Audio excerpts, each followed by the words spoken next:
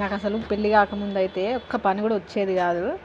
నేను అంటే మామూలుగా 5th క్లాస్ నుండి 10th వరకు హాస్టల్లోనే చదువుకున్నాను.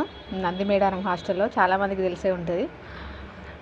నేను ఎప్పుడన్నా ఇంటికి వచ్చినా కూడా మా వాళ్ళు ఒక్క పని కూడా చెప్పకపోతుండే. అరే హాస్టల్లో ఉన్నది కదా ఎందుకు లే పని చెప్పడం అనుకుంటుండే. దానివల్ల మొద్దు లెక్క తయారైన అన్నట్టు. పెళ్ళైన తర్వాత ఒక్క పని కూడా రాకపోతుండే, నిజం చెప్తున్నా. అసలు నాకు దీపం ముట్టియడం కానీ వంట చేయడం కానీ అస్సలు రాకపోతుండే. మొత్తం పెళ్ళైనాకనే నేర్చుకున్నాను.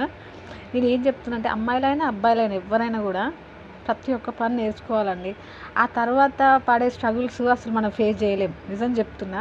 పెద్ద తలకాయనప్పుడు అదే వంటనే కదా ఈజీయే కదా అనిపిస్తుంది, కానీ చాలా కష్టం అంటే వండుడు కాదు, దానికి వచ్చే టేస్ట్ అట్లా రావాలి కదా. వండుడు ఎవరైనా వండుతారు, టేస్టీగా ఉండడం అన్నమాట.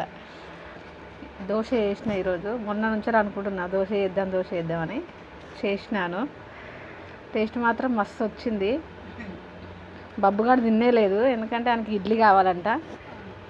ఇడ్లీ వేసుకోవాలని తినేలేదు.